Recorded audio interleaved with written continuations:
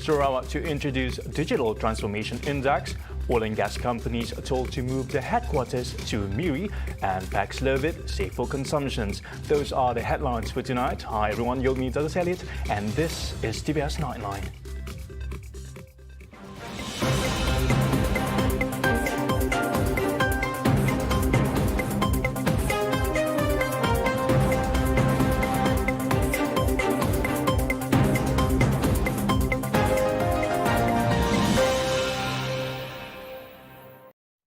A new Digital Transformation Index, or DTI, may soon be introduced as the new key performing index.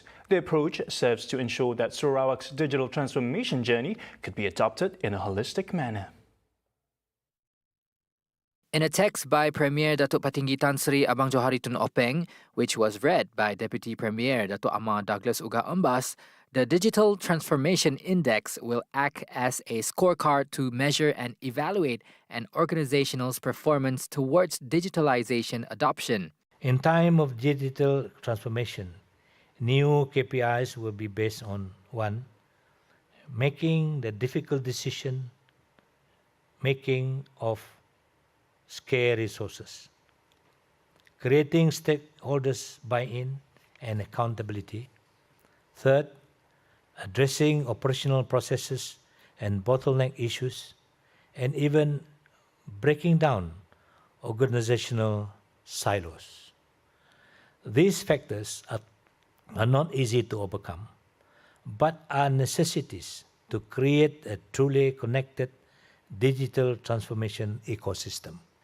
The question is no longer whether you need to transform, but rather the 3D digital strategies, how companies defend, differentiate, and disrupt itself and their market. He added, Sarawak also aims to emulate the Open Network Enterprises or ONE successes from countries such as Estonia, Latvia, and Lithuania, who are global forerunners in the field of digitization. The transition to the endemic phase beginning April 1st, as announced by Prime Minister Datuk Sri Ismail Sabri Yaakob, will benefit numerous sectors, including the education sector. And as such, the government will be making the necessary preparations to welcome the reset and urge members of the public to do so too. Sudah pasti kita mahu keadaan pulih seperti sedia kala. Maknanya kita dapat dari segi anak-anak sekolah dapat balik ke sekolah, belajar macam dahulu secara fizikal bukan secara online. Memandangkan ada ada cabaran yang dihadapi terutama bagi anak-anak kita di luar bandar dari segi capaian internetnya, dan ada perkara dalam proses pendidikan yang memerlukannya face to face, memerlukan social interactions yang tidak dapat kita capai melalui iaitu pendidikan online ni, kelas online. So yang itu we are looking forward to that. Although the idea of returning to school has been supported by many, Fatima stressed that adherence to the stipulated SOPs must still be prioritized. Dari segi terutama dari segi pemakaian mask kita, sebab kita dimaklumkan bahawa varian yang ada tu yang sangat contagious, senang merebak. So tanggungjawab kita untuk memastikan ianya tidak cepat merebak dan supaya kita dapat balik kepada keadaan yang senormal-normalnya walaupun terpaksa memakai mask. Itu yang kita mahu. Jadi maknanya kita masih ada tanggungjawab yang besar untuk memastikan bahawa kita ni selamat. The minister then added that her ministry's priority is to safeguard the children, especially when physical schools resumed in April. Sarawak Medical Innovation and Technology Hub, or SMITH, will be a catalyst for Sarawak's innovative approach of becoming a revolutionary healthcare hub, with the manufacture of medical products and equipment as the state's aspiration of becoming a high-income state by 2030. Sarawak Sarawak Medical Innovation and Technology Hub, or SMIT in short, is a welcome investment to Sarawak as the pandemic has met us well away on the significant need and demands of the healthcare systems worldwide. With many parts of the world manufacturing industries being affected, we notice the gaps in the supply chain and realize Sarawak has a lot to offer. To extend our accessibility and availability becomes an opportunity that we can benefit from. The revolutionary healthcare hub would manufacture medical supplies as a start before expanding its services in pharmaceuticals. SMIT is the seat of innovation in becoming a revolutionary healthcare hub, starting with the manufacture of medical products and equipment. The first phase will be the manufacture of medical gloves, the very first facility in East Malaysia. And as the planned progressions, will be more products to be made. We will not limit ourselves as this project aspires to bring in R&D, not only in equipment, but also pharmaceuticals. Anwar assured that such investment is hand in hand with the state's aspiration of achieving the developed state status by 2030. Sarawak is proud to see such investments in this sector, and with all these efforts from SEDC and its subsidiary SEDC Energy, we are happy to see we are well on our way into our post-COVID-19 development strategy. We see this as a big opportunity into the global supply chain of healthcare and the potential growth of innovations that can be generated exponentially here. Dear distinguished guests and ladies and gentlemen, I also would like to take this opportunity to commend SEDC for always being ambitious in exploring new and exciting possibilities that could enable and push not only themselves but also Sarawak to greater heights, hoping that we could complement the state's objective to achieve its goal of becoming a developed state by 2030. Dr. Anwar Rapai said so while representing the Premier of Sarawak, Datuk Patinggi Tan Sri Abang Johari Tun Openg, when officiating the Smith groundbreaking ceremony at Tanjong Kidurong in Bintulu on Tuesday.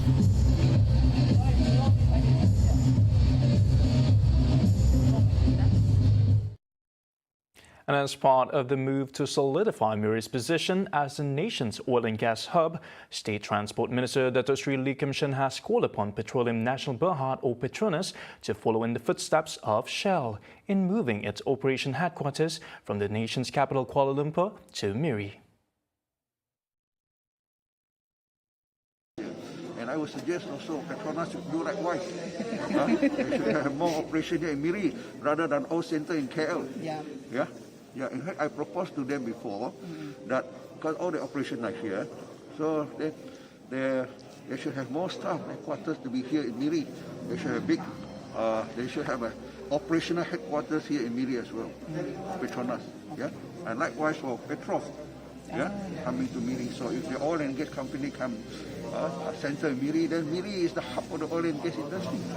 Last year, Shell had confirmed its decision to relocate its operations headquarters to MIRI from Kuala Lumpur. Its new operations headquarters building will be located at the MIRI Times Square commercial area.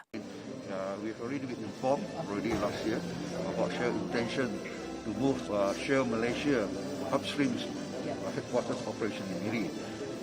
That is certainly good for MIRI.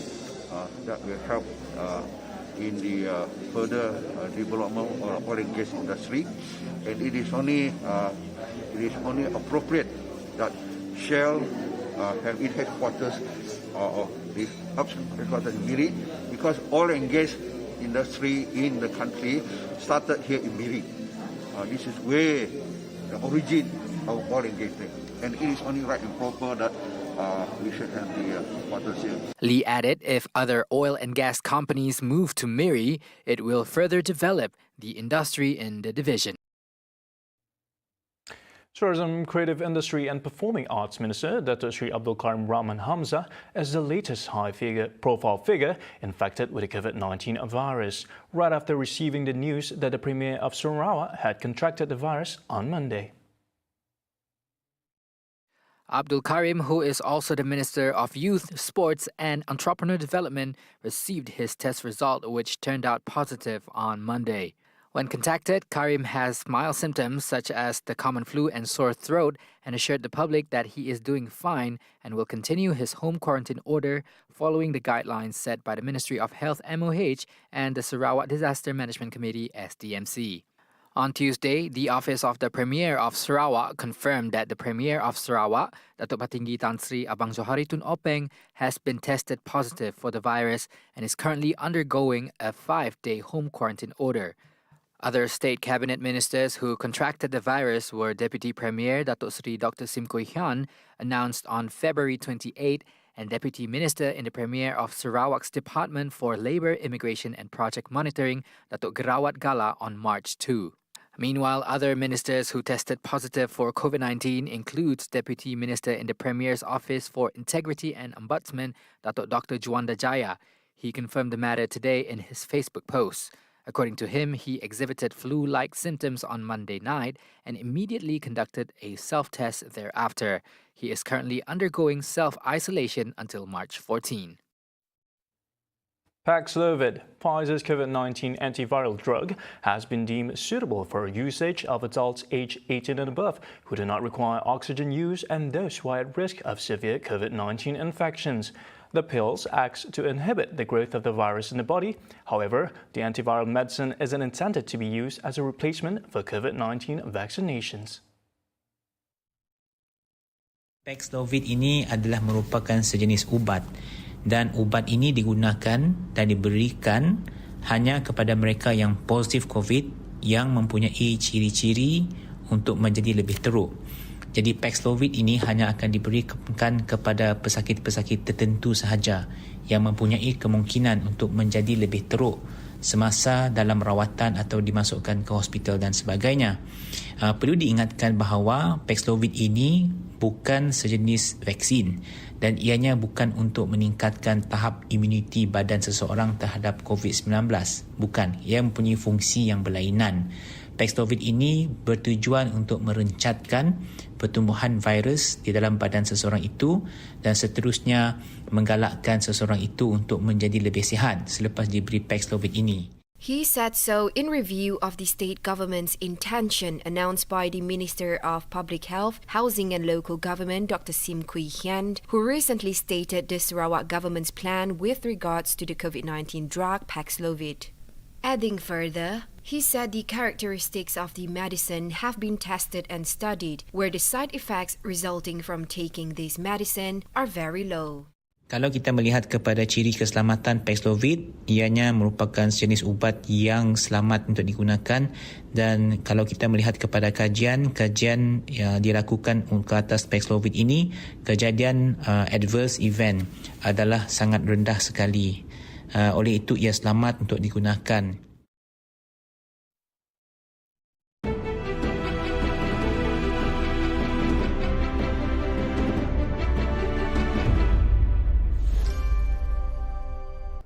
Anda nak tahu apa yang terjadi dalam Sejahtera Asia musim yang terbaru?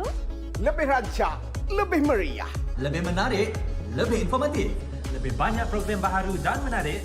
Nak belajar? Nak tahu tempat menarik? Nak apa lagi? Saya di sini lagi rancak berjalan. Saksikan Sejahtera Asia musim yang baru bersiaran setiap hari jam 7.30 pagi.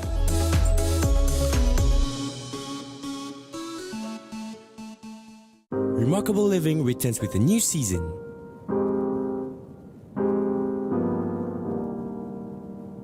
This time, putting the focus on lifestyle visionaries.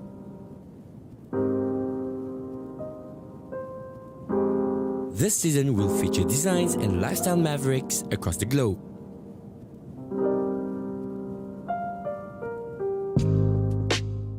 With 40 stories in gastronomy, rare craftsmen, unique destination, and an exclusive peek into the lives of society's savvy collectors. Each episode will feature stories taking viewers on a journey across Asia and Europe.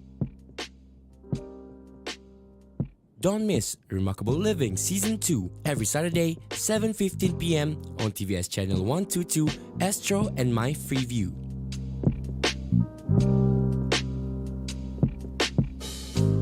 Dan kadang-kadang kami nanya orang yang dah berumur pun, si tahu je apa pokok puding ya. Nah, ditunjuk dengan gambar si pun anak enggak. Perkataan ajat dalam bahasa Iban membawa makna tarian lah sebenarnya.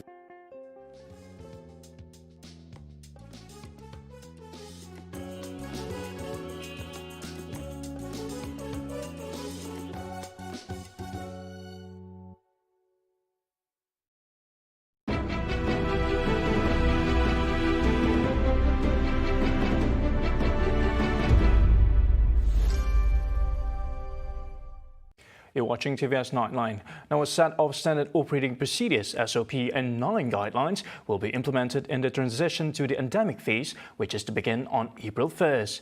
Senior Defense Minister Dr. Sri Hishamuddin Tun Hussein said it was one of the 7 most important pillars in the phase, especially in the country's efforts to return to a normal life.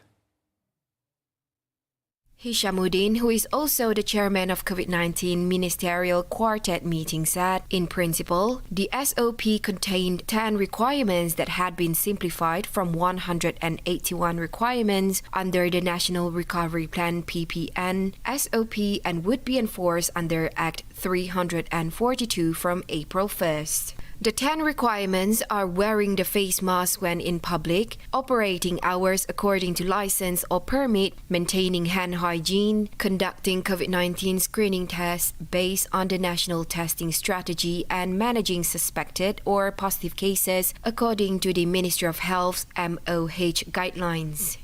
Also, using My Sejahtera and My SJ trays for check-in, ensuring physical distancing of 1 meter, ensuring good ventilation system, ensuring the cleanliness of premises, and compliance with vaccination for certain activities. In line with the transition to endemic phase where people will have to learn to live with COVID-19 and prioritize self-discipline, Hishamuddin added that it was important for people to understand the risk of COVID-19 transmission and to adopt preventive measures. As such, he said 9 guidelines had also been formulated to help the people to make a safer choice. Nevertheless, he said the 9 guidelines will not be enforced, but very much encouraged to be adhered to by the public. The 9 guidelines encompass the aspects of transportation and travel, education and care, retail activities, food and beverages, indoor workplace, open work areas, events, functions, entertainment and tourist attractions, hotels and guest accommodations, religious events, weddings, funerals, sports, recreational and leisure activities and facilities. Meanwhile, Hishamuddin said a website is being developed with the cooperation of the National Security Council to make it easier for the public to understand more about the SOP and 9 guidelines. The website is expected to be accessible by mid-March. The Eastern Sabah Security Command, or ESCOM, are preparing for any possible outcome with the country border reopening on April 1st this year. Apart from ensuring the safety of the general public, ESCOM will increase security measures in tourism spots such as Sempurna and Sandakan, among others. Untuk menjalankan perubahan dari masa ke semasa. Dan operasi kasat laut ini kita akan jalankan dari ke semua daerah di kawasan S-Zone. Buat masa ini kita di Lak Datu dan selepas ini kita akan bergerak ke lain-lain daerah juga, ke lain-lain daerah. Dalam konteks ini saya menasihatkan untuk pengusaha-pengusaha ataupun pemilik-pemilik bangunan, pemilik-pemilik struktur-struktur ini di laut ini supaya berurusan untuk dijadikan sebagai struktur ataupun pondok-pondok yang sah lah di segi peraturan dan undang-undang. These huts are locally known as podohan and are usually built illegally. Hamzah said ESCOM is currently updating the total number of illegal pondohan built in the vicinity of Eastern Sabah Security Zone or S-Zone to eradicate all illegal activities in the area. Meanwhile, unvaccinated travelers entering Malaysia or unfully vaccinated must undergo a mandatory 5-day quarantine. Health Minister Khairy Jamaluddin said once they have completed their quarantine, they must comply with the nation's stipulated COVID-19 regulations. For example, they are strictly not allowed to dine in restaurants until they are fully vaccinated. Khairy said travelers who are exempted from vaccination due to medical reasons will be required to upload proof of the exemption granted by health officials to their MySejahtera application. Meanwhile, Khairy stated that children and teens aged 17 and under traveling to Malaysia do not require quarantine regardless of their vaccination status and must instead take a COVID-19 RTK-AG test within 24 hours after their arrival into the country. He said the quarantine period for fully vaccinated travelers arriving in Malaysia before April was still subject to the protocol stipulated previously. At the media conference, Khairy also launched the covidprotocol.moh.gov.my portal, which contains the current protocols for individuals regarding COVID-19. Yesterday, Prime Minister Datuk Seri Ismail Sabri Yaakob announced that Malaysia would enter the transition to endemic phase and reopen its borders starting April 1. Ismail Sabri said fully vaccinated individuals would no longer need to undergo quarantine and only need to undergo a COVID-19 RT-PCR test 2 days before departure and an RTK-AG professional test within 24 hours upon arrival.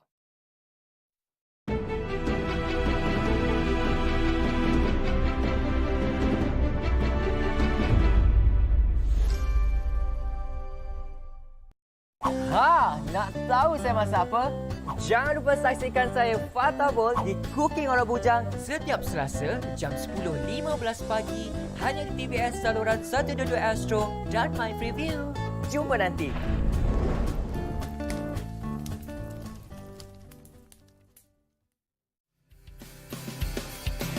Mun mau tahu sini Siti makan minggu tak? Jangan lupa saksikan kami Siti Zawawi setiap hari Selasa pada jam 6.15 petang hanya di TVS saluran 122 Astro dan My Preview. Makan-makan!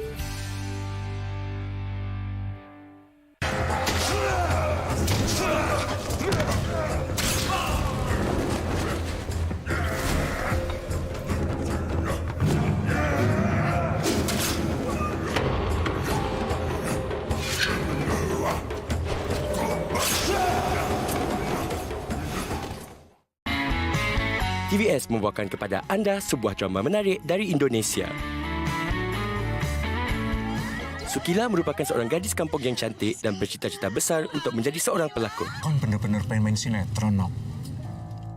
Suatu hari, Sukila diberi peluang untuk berlakon di dalam sebuah drama sinetron baharu. Selama ini, petani selalu dikalahkan oleh tengkulak. Bakat semula jadi Sukila menarik perhatian pelbagai pihak. Terganggu. Termasuklah pelakon popular Kafka dan Jessica. Pokoknya lihat aja ntar. Gue bakal kerjain tuh anak. Aku ingin sekali mengajak kamu kerja. Ikuti perjalanan hidup Sukila sebagai seorang selebriti baharu dalam drama bersiri Seleb. Kalau itu sih kayaknya bukan acting ya namanya. Setiap Isnin hingga Jumaat, 4.15 petang di TVS saluran 122 Astro dan My TV. Saku jadi artis udah masuk TV.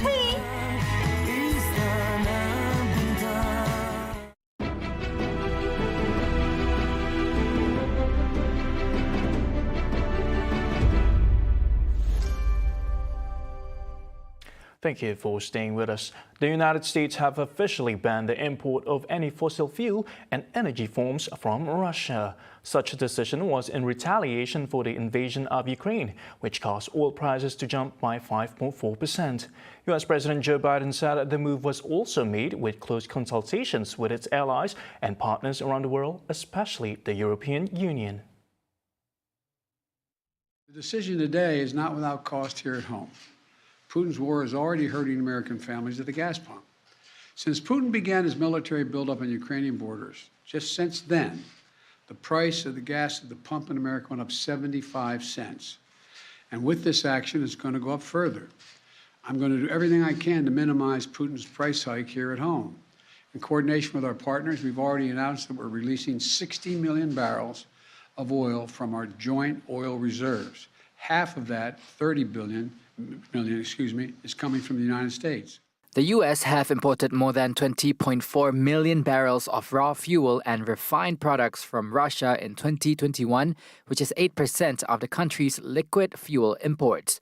With the just announced ban, the already high gasoline price and inflation will soar even more. To this, Biden pledged to do all he could to minimize the impact for Americans. This crisis is a stark reminder. To protect our economy over the long term, we need to become energy independent. I've had numerous conversations over the last 3 months with our European friends of how they have to wean themselves off of Russian oil. It's just not tenable. It should motivate us to accelerate the transition to clean energy. This is a perspective that our European allies share, and the future where together we can achieve greater independence. Biden have also stated that the country will share in the responsibility of caring for the refugees to ease the cost befalling on other European countries bordering Ukraine. Wrapping up TVS Nightline, a farmer in India has invented a tree scooter to help him scale palm trees and harvest betel nuts. Made out of basic chainsaw motors and a set of wheels, the ingenious design can harvest 300 palm trees in a day, triple the amount of traditional climbing method. 50-year-old farmer Ganapati Bhatt said he started working on his invention in 2014 due to his advancing age and as he was unable to find cheap labor who can climb the palm trees. ಈ machine ನಮಗೆ ನಮ್ಮ ಭಾಗದಲ್ಲಿ ಅಡಿಕೆ ಬೆಳೆಗಾರರಿಗೆ ತುಂಬ ಕೆಲಸಗಾರ ಅಭಾವ ಇದೆ. ಅದಕ್ಕೋಸ್ಕರ ನಾವು ಮರಳಿ ಏರೆ ಬೆಳೆಯಬೇಕಿತ್ತು. ಸಮಯಕ್ಕೆ ಸರಿಯಾಗಿ ನಮಗೆ ಅಡಿಕೆ ಸ್ಪ್ರೇ ಮಾಡೋದು, ಅಡಿಕೆ ಗೊನೆಗೆ ಸ್ಪ್ರೇ ಮಾಡೋದು, ಅಡಿಕೆ ಗೊನೆ ತೆಗೆಯೋದು ನಮಗೆ ಅನಿವಾರ್ಯ. ಮಳೆಗಾಲದಲ್ಲಿ ತುಂಬ ಕಷ್ಟ ಆಗುತ್ತೆ. ಆದುದರಿಂದ ಇದು ಒಂದು ಅಡಿಕೆ ಮರ ಏರುವ ಸ್ಕೂಟರ್ ಮಾಡಬೇಕು ಅಂತ ಅನಿಸಿತು. ಹಾಗಾಗಿ ನಾವು Consisting of a small chainsaw motor, a rudimentary seat, and a set of wheels, the scooter helps Bhatt to regularly scale palm trees in the coastal town of Mangaluru to harvest betel nuts. He spent around 4 million Indian rupees, equivalent to 218,000 ringgit, in research and development, and took him 4 years before his engineer partner and him had a working prototype. ನಾವು ಪ್ರಥಮವಾಗಿ ಇದನ್ನು ಒಂದು ಈ scooter ಮಾಡಬೇಕಾದ್ರೆ ನನ್ನ ಮನೆಯವರಿಗೆ ಹೆದರಿಕೆ ಆಗ್ತಾಯಿತ್ತು. ಅಪ್ಪ ಸಿಗ್ತಾರಾ ಇಲ್ವಾ ಅಂತ ಹೇಳುವಂಥದ್ದು. ಅಷ್ಟು ಟಾಲ್ ಮರಕ್ಕೆ ಹೋಗಿ ಸಾಹಸ ಮಾಡುವಾಗ ಅಪ್ಪನ ಹತ್ರ ಜಾಗ್ರತೆಯಾಗಿ ಹೋಗಿರಿ ಅಂತ ಮಕ್ಕಳು ಹೇಳ್ತಾಯಿದ್ರು. ಹಾಗೆ ನನಗೆ ಹೇಳುವಂಥ ಹಾಗೆ ಆಗ ಊರವರು ಕೂಡ ಹೇಳ್ತಾಯಿದ್ರು, ಇದು ಎಂಥದಪ್ಪ, ಆಗ್ಲಿಕ್ಕುಂಟ ಹೋಗ್ಲಿಕ್ಕುಂಟ, ಈ ಮಿಷಿನ್ ಏರ್ಬೋದಾ ಏರದಿರ್ಬೋದಾ, ಮಳೆಗಾಲದಲ್ಲಿ ಏನಾಗ್ಬೋದು, ಇದು ಒಟ್ಟು ನಮಗೆ ಆಗ್ಲಿಕ್ಕಿಲ್ಲ ಅಂತ ಹೇಳುವಂತ ಅಭಿಪ್ರಾಯ. The intrepid inventor said he has so far sold more than 300 of the tree scooters, which cost 62,000 Indian rupees or 3,380 ringgit each. Other farmers are keen to use the scooter, which can increase their productivity. ನಮ್ಗೆ ಅನಿಸುತ್ತೆ ನಮ್ಮ ಜನ್ಮ ಒಂದು ಸಾರ್ಥಕ ಆಯಿತು. ನಮ್ಮಿಂದ ಏನಾದರೂ ಒಂದು ಜೀವಿತಾವಧಿಯಲ್ಲಿ ಇಷ್ಟನ್ನಾದರೂ ನಮಗೆ ಒಂದು ಸೇವೆ ಮಾಡುವಂಥ ಅವಕಾಶ ಆಯ್ತಲ್ಲ ಅಂತ ಹೇಳಿ. He is currently doing advanced research and development for yet another scooter, this one for scaling coconut trees, and he hopes to unveil his new invention soon.